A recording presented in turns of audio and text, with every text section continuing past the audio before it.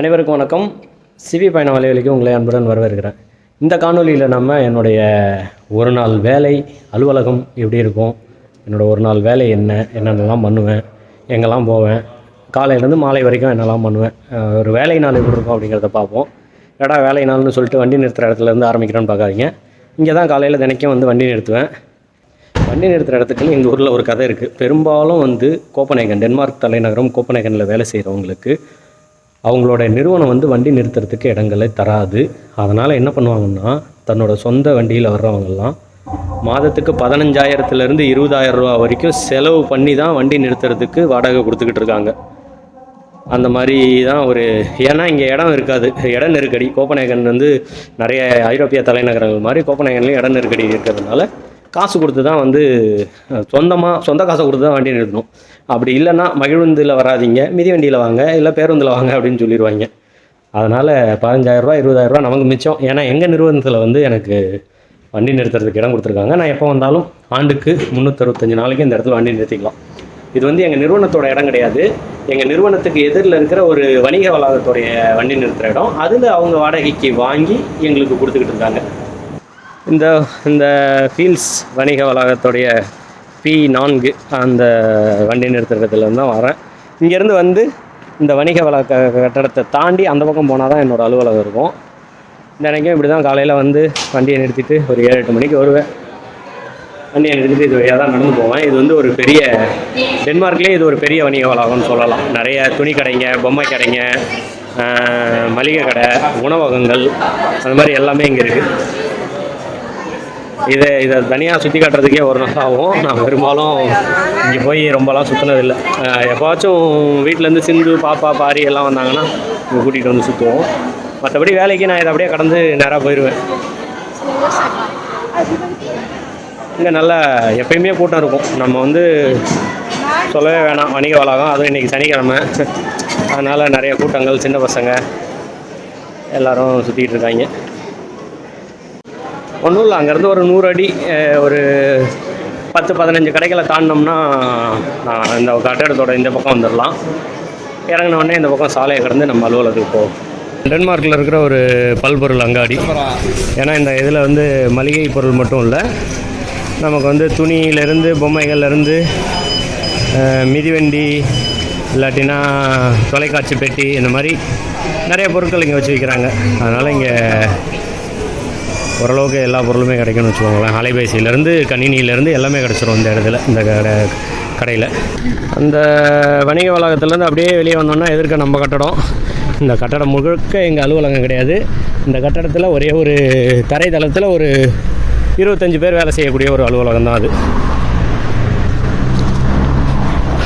வழமையாக இந்த நாட்டில் எங்கேயுமே இந்த மாதிரி சாலையை வந்து குறுக்க கிடக்க மாட்டாங்க.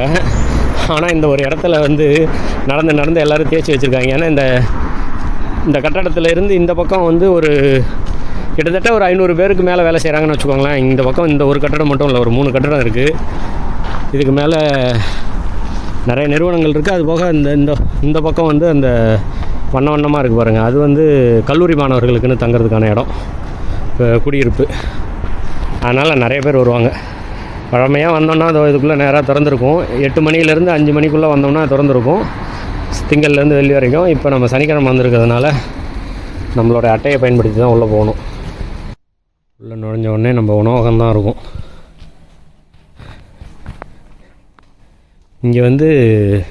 இங்கே வேலை செய்கிறவங்களுக்கு வந்து மதிய உணவு வந்து 30 குரோனருக்கே கொடுப்பாங்க. 30 குரோனர்னால் கிட்டத்தட்ட ஒரு 400 ரூபான்னு வச்சுக்கோங்களேன். வெளியெல்லாம் சாப்பிட்டோம்னா ஒரு 70-80 குரோனர் ஆகும் மதிய உணவு. மாலை உணவு, இரவு உணவுலாம் வேறு மாதிரி ஆகும். ஆனால் மதிய உணவு எப்பவும் கொஞ்சம் கம்மியாக தான் இருக்கும். அதுவும் நம்ம அலுவலகத்தில் வந்து அவங்க கொஞ்சம் என்ன சொல்கிறது, மலிவு விலையில் கொஞ்சம் கொடுப்பாங்க. நான் பெரும்பாலும் வீட்டிலேருந்து கொண்டு வந்துடுவேன். எப்போவாச்சும் இங்கே உட்காந்து சாப்பிடுவேன். இது அப்புறமா இன்னொரு நாள் பகலில் எடுத்து போடுறேன். இதுதான் எங்கள் அலுவலகம். இது இந்த பக்கம் சந்திப்பு அறை. இது வந்து யாருன்னா ஒருத்தர் 2 பேர் மட்டும், ஒருத்தர் தனியாக உட்காந்து அலைபேசியில் பேசணும், இல்லை ஒரு 2 பேர் மட்டும் உட்காந்து பேசணுன்னா அதுக்கான ஒரு பெட்டி. அந்த மாதிரி ஒரு 2 பெட்டி இருக்குது. ஒரு 4-5 சந்திப்பு அறைகள் இருக்குது. இதுதான் என்னோடய இடம். 2 திரை வச்சுருப்பேன். மடிக்கணினி இல்லாமல். அப்புறம் என்னோடய இருக்கையில் வந்து ஒரு புகைப்படம் வச்சுருப்பேன், குடும்ப புகைப்படம். எங்கள் குலதெய்வம் கோயில் எடுத்தது. எங்கள் அப்பா அம்மா, சிந்துவோட அப்பா அம்மா, பாரி, நான். பாரிக்கு மொட்டை போட்டப்போ எடுத்தது இந்த படம். இங்கே தான் வச்சு வேலை செய்வேன். வீட்டில் இருந்து கொண்டு வர உணவை வந்து இதோ இந்த அருகலை அடுப்பில் சூடு பண்ணி இங்கே தான் பெரும்பாலும் உட்காந்து நான் சாப்பிடுவேன். இங்கே பார்த்திங்கன்னா மாலை வேலையில் ரொம்ப நேரம் வேலை செய்கிறவங்களுக்காக வந்து சாப்பிட்றதுக்கு வாங்கி வச்சுருப்பாங்க நூலடை. பகலில் வேலை செய்கிறவங்க யாரும் இதை எடுத்து சாப்பிட மாட்டாங்க. ஆனால் எல்லாம் சீன உணவுப் பொருட்களாக இருக்கும். ஏன்னா பெரும்பாலும் அவங்க தான் ரொம்ப நேரம் இருந்து வேலை செய்வாங்க. நூலடையிலே நிறைய வகையான நூலடை, அப்புறம் அதில் போட்டுக்கிறதுக்கு கொஞ்சம் கறி குழம்பு, அப்புறம் எப்பயுமே வந்து நமக்கு வந்து பழங்கள் இருக்கும் இந்த கூடையில். அரத்திப்பழம், வாழைப்பழம் அந்த மாதிரி இருக்கும். இது வந்து யாருன்னா அந்த சீனாவுக்கு போயிட்டு வந்தாலோ இல்லை வெளியூர்களுக்கு சந்திப்புகளுக்கு போயிட்டு வந்தாலோ அங்கேருந்து ஏதாச்சும் ஒரு தின்பண்டங்கள் வாங்கிட்டு வருவாங்க. வாங்கிட்டு வந்து இங்கே வச்சுருவாங்க, யார் வேணாலும் எடுத்து சாப்பிட்டுக்கலாம். எப்பயும் சாப்பிட்றதுக்கு இந்த மாதிரி வகை வகையாக நொறுக்கு தண்ணி இருந்துக்கிட்டே இருக்கும்னு வச்சுக்கோங்களேன். பெரும்பாலும் சீன தயாரிப்புகளாக தான் இருக்கும். சுவாரஸ்யமே என்னுடைய அலுவலகத்துக்கு உள்ளே விட வெளியே தான் இருக்குது. வாங்க. ஏன்னா ஒவ்வொரு 1 மணி நேரமும் என்ன பண்ணிடுவோன்னா, 1 மணி நேரத்துக்கு ஒரு முறை நான் என்ன பண்ணிடுவேன்னா அலுவலகத்தை விட்டு வெளியே வந்துடுவேன். தொடர்ந்து வேலை செஞ்சுட்டே இருந்தோன்னா கண் வலிக்கும். அதனால் 1 மணி நேரத்துக்கு ஒரு முறை வந்து இங்கே தான் வந்து ஒரு தடவை ஒரு 10 நிமிடம் வந்து நடைபயிற்சி போயிட்டு வருவேன். இதோ அலுவலகத்துலேருந்து அப்படியே எதிர்க்கவே ஒரு சின்ன சாலையை கடந்தோம்னாவே இந்த மாதிரி குடியிருப்புகளுக்கு நடுவில் வந்து ஒரு குட்டி தோட்டம் இருக்கும். அது அப்படியே கடந்து போனோம்னா இங்கே ஒரு பெரிய பூங்கா இருக்குது. இந்த பூங்காவே ரொம்ப சுவாரஸ்யமாக இருக்கும். ஏன்னா இந்த பூங்காவோட வடிவமைப்பை நான் காட்டுறேன், அப்போ தான் உங்களுக்கு புரியும். இந்த பூங்காவுக்கு முன்னாடி இதோ இந்த குட்டி தோட்டம் சொன்னல, இது வந்து இதில் நிறைய பழச்செடிகள் இருக்கும். அரத்திப்பழம், அப்புறம் இதோ கொத்துப்பேரி இருக்கும். அப்புறம் இதோ பாருங்கள் புற்றுப்பழம் இருக்குது. புற்றுப்பழம் செடி நிறையா இருக்குது. அப்புறம் ஐரோப்பிய நெல்லிக்கனி செடி இருக்குது. புற்றுப்பழம், ஐரோப்பிய நெல்லிக்கனி, அரத்திப்பழம், சேலப்பழம், இந்த மாதிரி நிறைய பழங்கள் இருக்கும். யார் வேணாலும் பறித்து சாப்பிட்லாம். சின்ன தோட்டம், சும்மா குட்டியாக. சின்ன பசங்க வந்து இங்கே இருக்கிற குடியிருப்புகளில் இருக்க சின்ன பசங்க வந்து விளையாடுறதுக்காக ஒரு மாதிரி தோட்டம். இங்கே பாருங்கள், அரத்தி பழமே தான். ஆனால் வந்து பார்த்திங்கன்னா அளவு வந்து ரொம்ப சின்னதாக இருக்கும். நிறைய காய் கொத்து கொத்தாக இருக்குது, ஆனால் வந்து ரொம்ப சின்னதாக இருக்குது. இது வந்து சாப்பிடக்கூடியது இல்லை. இதை வந்து பாலினேட்டர் அப்படின்னு சொல்கிறாங்க. அதாவது இனப்பெருக்கத்துக்காக ஒரு சாதாரணமாக வந்து அழகுக்காகவும் இனப்பெருக்கத்துக்காகவும் வச்சுருப்பாங்க. பெரிய தோப்பில் பார்த்திங்கன்னா இந்த மாதிரி ஒரு மரம், ஒரு 10 மரத்துக்கு 50 மரத்துக்கு ஒரு மரம் வச்சுருவாங்க. எதுக்குன்னா இதில் வந்து பூக்கள் நிறைய இருக்கும், ரொம்ப நாள் பூக்கள் இருக்கும். அப்படி ரொம்ப நாள் இருக்கிறதுனால அதில் இருக்க மகரந்த தூள் வந்து ஒரு செடியிலேருந்து இன்னொரு செடிக்கு போய் அந்த பூவை வந்து சூழ் கொண்டு காயாக்கிறதுக்கு வாய்ப்பு அதிகமாக இருக்குன்றதுனால இதை வைப்பாங்க. இது ஆங்கிலத்தில் பாலினேட்டர் அப்படின்னு சொல்லுவாங்க. தமிழில் அதுக்கு என்ன பேர்னு எனக்கு தெரியல. ஆனால் சாப்பிடக்கூடாதுன்னு இல்லை, சாப்பிட முடியாது, புளிக்குது ரொம்ப. அரத்தி பழமே தான், ஆனால் சின்னதாக இருக்கும்.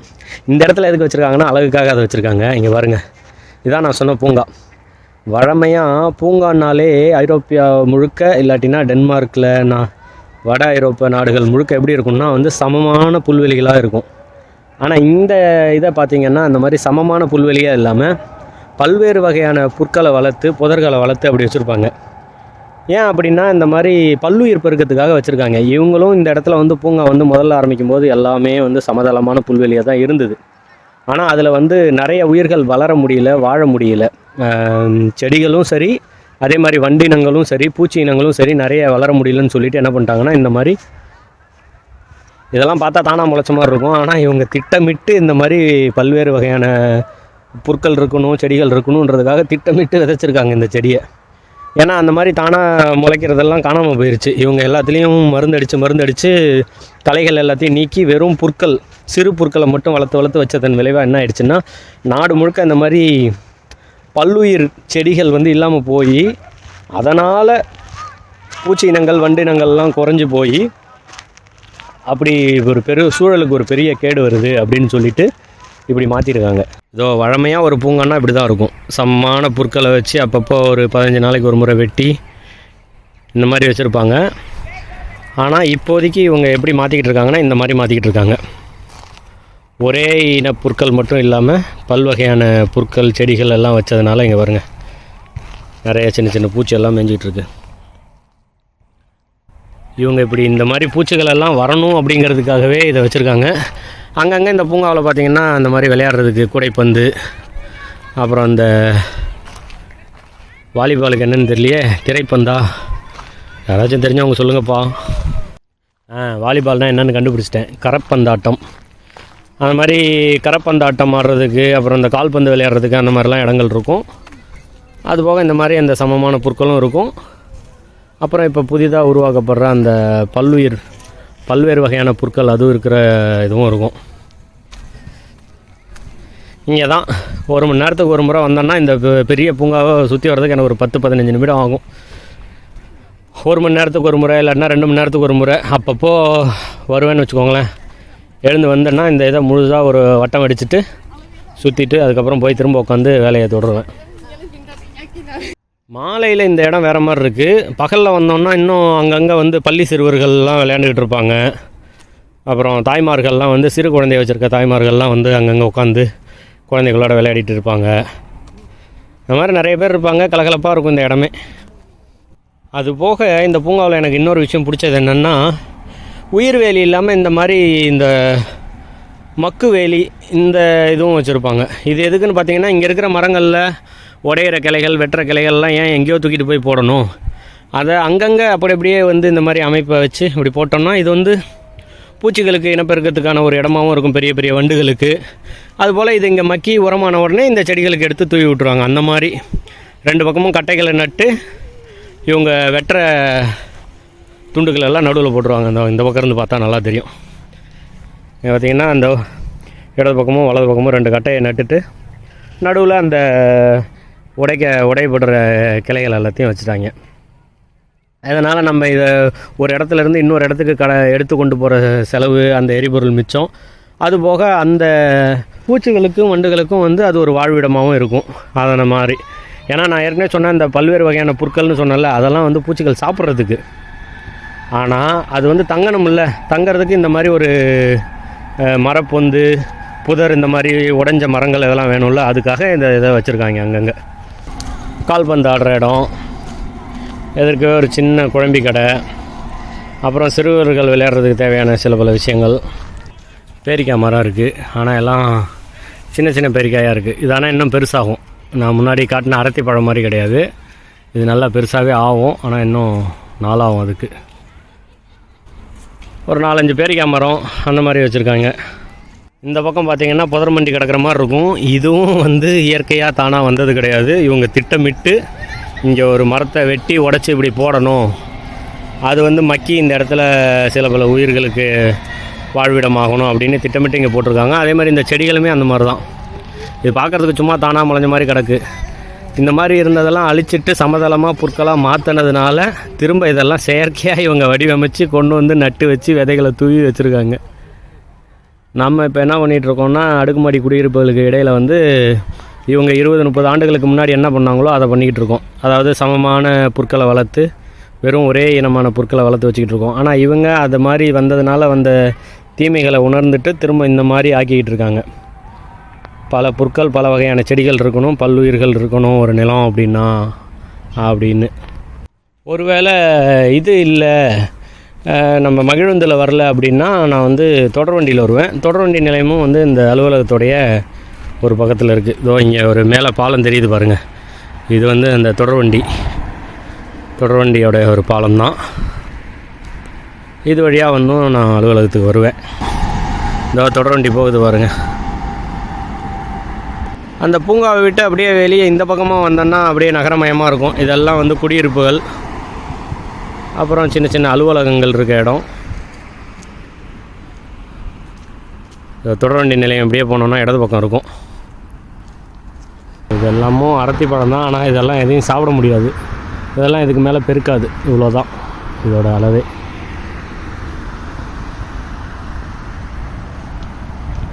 இதோ அங்கே இடது பக்கம் பச்சை விளக்கு தெரியுது பாருங்கள், அதுதான் நம்ம தொடர்வண்டி நிலையம். அங்கேருந்து வந்தோன்னா அதோ வலது பக்கம் இருக்கிற இந்த கட்டடத்துக்கு பின்னாடி தான் நம்ம அலுவலகம் இருக்குது. சில சமயம் இந்த உணவகத்துலேயும் வந்து சாப்பிடுவோம். துருக்கி நாட்டு உணவகம். நமக்கு அந்த பீஸா, உருளை, அப்புறம் உருளைக்கிழங்கு சீவல் அதெல்லாம் இருக்கும். விலை பார்த்திங்கன்னா ஒவ்வொரு உணவும் வந்து 130 குரோனர் 125 குரோனர் அந்த மாதிரி இருக்கும். ஸோ அப்படியே ஒரு சுற்று வந்தாச்சு. அந்த பூங்காவை சுற்றி வந்தோன்னா அது இடது பக்கம் அங்கே இருக்கிறது தான் நம்ம அலுவலகம். இன்னொரு முக்கியமான இடமும் இருக்குது. வாரத்தில் ஒரு 3 நாள் என்ன பண்ணுவேன் அப்படின்னா, நான் என்னுடைய அலுவலகத்துக்கு கீழே வந்து உடற்பயிற்சி நிலையம் ஒன்று இருக்குது. அங்கே போயிட்டு உடற்பயிற்சி செஞ்சுட்டு ஒரு அரை மணி நேரம் இல்லை 1 மணி நேரம் அதிகபட்சம் உடற்பயிற்சி செஞ்சுட்டு வீட்டுக்கு போவேன்.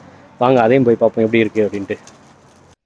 தரைதளத்துக்கு கீழே வந்தோம்னா எங்களுடைய உடற்பயிற்சி நிலையம் இருக்கும். அங்கே பார்த்திங்கன்னா நம்மளுடைய பொருட்களை வச்சுக்கிறதுக்கு நம்ம பை எதாச்சும் வச்சுட்டு பூட்டு போட்டுக்கலாம்.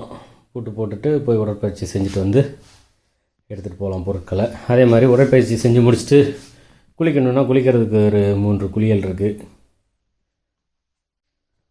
ஒரு சில விதிமுறைகள் உண்டு. என்னென்னா, அந்த மாதிரி வெளியில் போடுற நம்ம காலனியை போட்டுக்கிட்டு இதுக்குள்ளே போகக்கூடாது. இதுக்குன்னு தனியாக காலனியும் வச்சுருப்பாங்க. வீட்டுக்குள்ளே போடுறது இல்லைன்னா இந்த மாதிரி உடற்பயிற்சி நிலையத்துக்குன்னு. அப்புறம் நிறைய பேர் இருந்தால் அந்த வரிசையை மதித்து போவாங்க. சத்தமாக பாட்டு கேட்காதீங்க, எந்திரங்களை நீங்கள் சுத்தப்படுத்துங்க, இருக்கிற இடத்துல திரும்ப வைங்க, அந்த மாதிரி சில பல விதிமுறைகள் உண்டு. இது வந்து எங்கள் நிறுவனத்துக்கு மட்டும் இல்லை, இந்த கட்டிடத்தில் இருக்கிற எல்லா அலுவலகங்களில் வேலை செய்கிறவங்களுக்கும் இந்த உடற்பயிற்சி நிலையம் வந்து பொது. யார் வேணாலும் வந்து செய்யலாம். அதிகமாக நான் வந்து இதில் தான் ஓடிக்கிட்டு இருப்பேன். பகல் நேரங்களில் வெளியே நடைபயிற்சி போவேன், அது வேறு. ஆனால் பெரும்பாலும் மாலை வேலையில் உடற்பயிற்சி செய்கிறதுக்கு முன்னாடி இதில் ஓடிட்டு ஒரு 15 நிமிடம் இதில் வந்து வேகமாக நடப்பேன். போக போக சில சமயம் என்ன பண்ணுவேன்னா, கொஞ்சம் நல்லா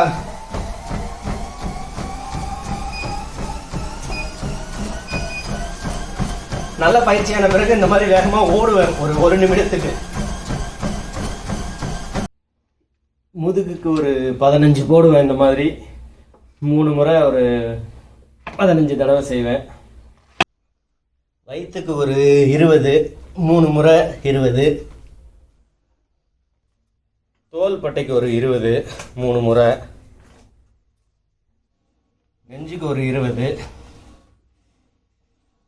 ஓரளவுக்கு முடிஞ்ச அளவுக்கு உடலை ஒரு கட்டுக்குள்ளே வைக்க முயற்சி பண்ணிகிட்டு இருக்கேன். ஆனாலும் நான் இன்னும் எடை அதிகமாக தான் இருக்கேன். ஒரு 10 கிலோ இன்னும் குறைக்கணும்.